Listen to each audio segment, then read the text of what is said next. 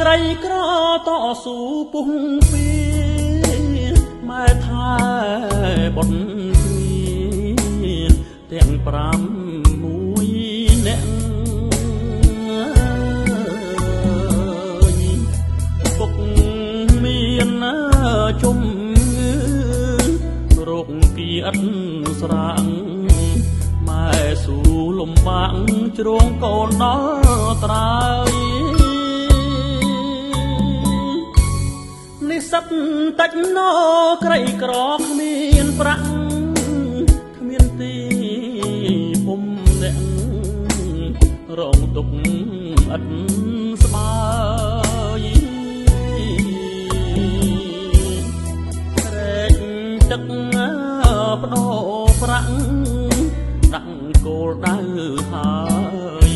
មិនខ្ជះខ្ជាយឡើយសម្រេចឲ្យបានធ្វើ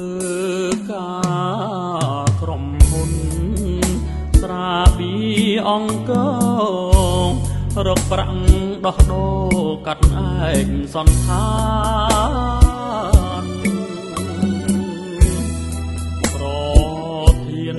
សមាគមនិស្សិតក្លាហានកិត្តិយសក៏បាននាមនិស្សិតខ្មែរជាអភិបាលរងនៅខណ្ឌទួលគោករៀបចំផ្លូវលោកអភិវឌ្ឍហោហាសន្តាប់ធ្នាប់សារួមការពារថាកែប្រែមុខមាត់នៅផ្សារដើមក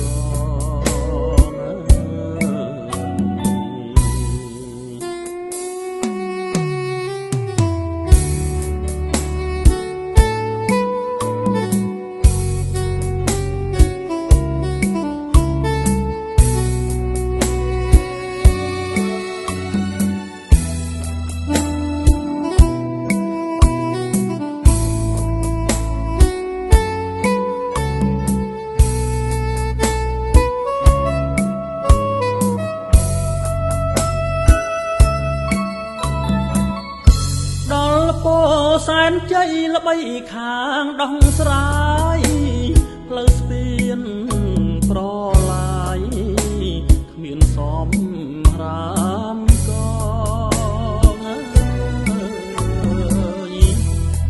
ដោះ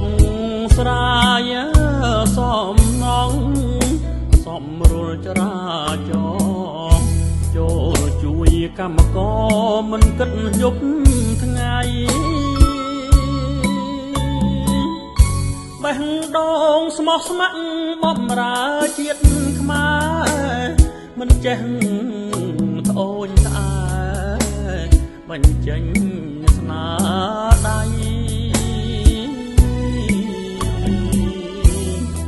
វិថីជីវិតឧបសគ្គច្រើនក្រៃនេះជាមន្ត្រីមិនព្រមចង់ចាញ់ស្នាដៃទាំងនេះ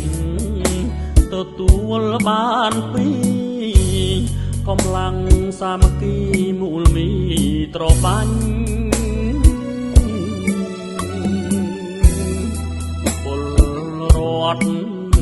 ជ្រោមជ្រែងគាំទ្រស្រឡាញ់ស៊ូណនីលក្រាញដើម្បីជាតិខ្មែរនៅក្រោមដំបូលនៃសន្តិភាពអត្ត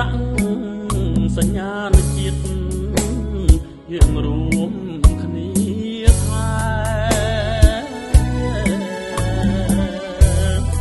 ជ្រងជាតិណាឲ្យខួងសត្វត្រូវលែងក្បែរជាគេដំណើរ